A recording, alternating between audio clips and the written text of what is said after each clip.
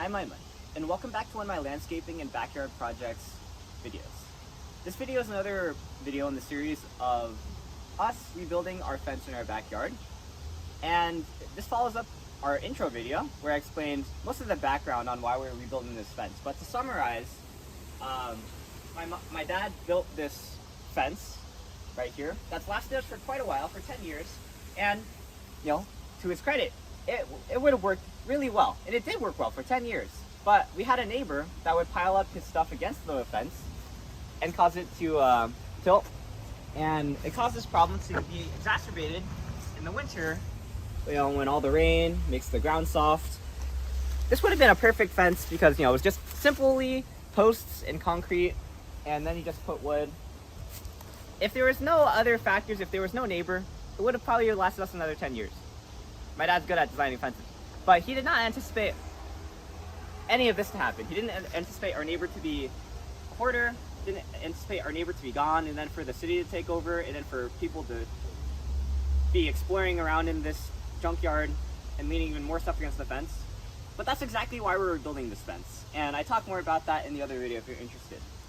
This video is a progress update to show you where we are right now with rebuilding this fence. It's about 3 days after we've made our last progress update video, and as you can see, we've made quite a bit of progress on this corner of or this section of the fence. We've taken down or deconstructed that area of the fence. This part was already taken down in the previous video, and you can see we've laid these cinder blocks, and we put mortar in between them. We've laid them down, and we've also put concrete on the bottom of them, and there's quite a bit to talk about. So let me just try to cover all of them, and then if I forget anything, my dad can step in and he can remind me. But yes, we put concrete on the bottom as a base. We put cinder blocks stacked up to this high, and I think the limit is actually 4 feet before you have to put in vertical rebar, because if it's load bearing, then you need vertical rebar. But in our case, we actually put rebar anyway. We put scrap metal inside it just to fortify it. Like I said, my dad's very good at designing things, so this is probably going to last quite a while. And then after this, we're going to take these planks, and we're gonna put them on top to increase the height of the fence. So the previous design of the fence, if you look here, is very simple. You just put a post inside of a concrete base, put it in the ground, and then connect those posts with the fence. And it's a pretty good design. But one way we could improve it is actually to put more of the post inside of the concrete.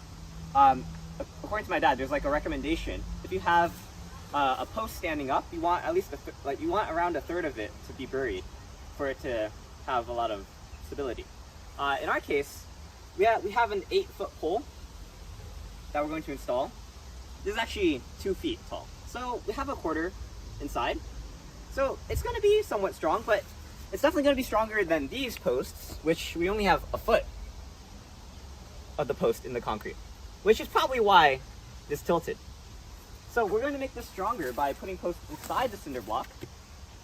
And to demonstrate, I'll take a post from our stack over here. Oh. And sorry.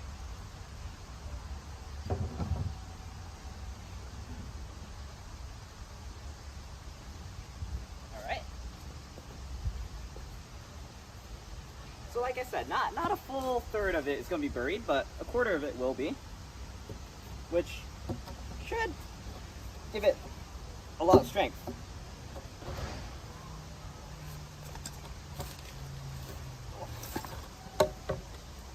There we go.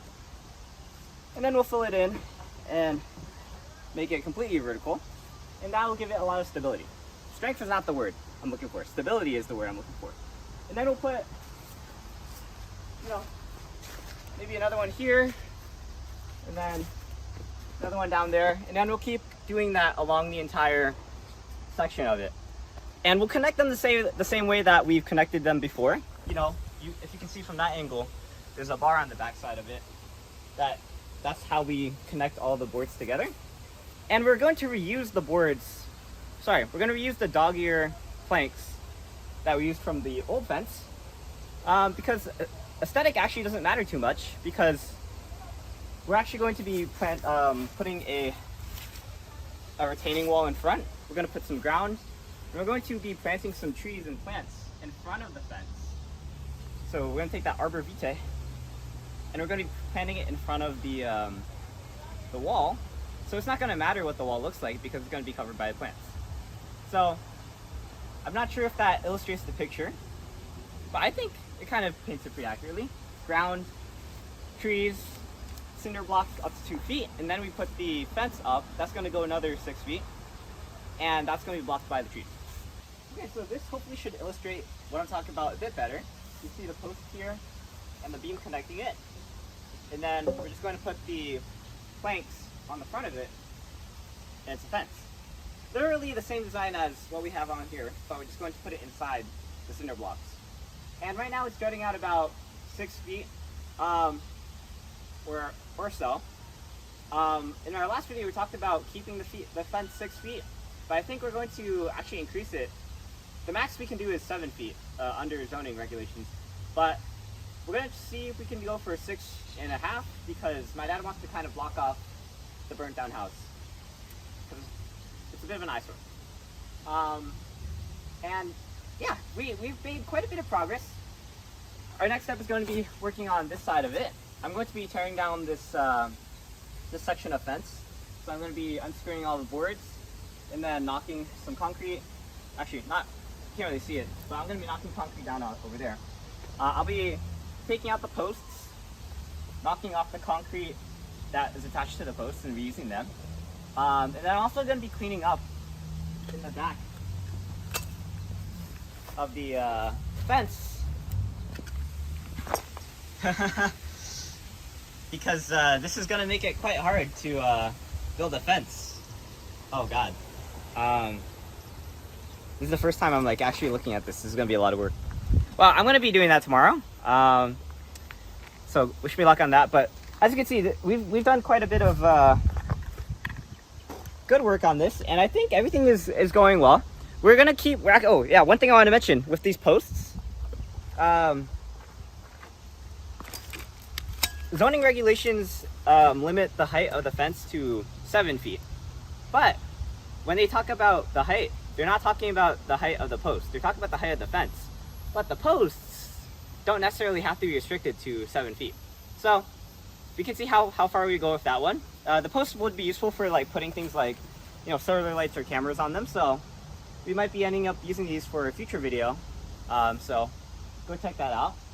And we're also experimenting with the idea of putting a cap at the top of the fence, which we can run. A cap would be like,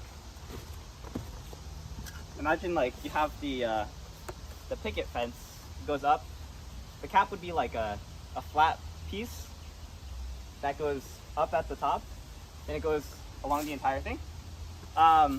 Usually, that kind of thing would go on the ugly side of the fence.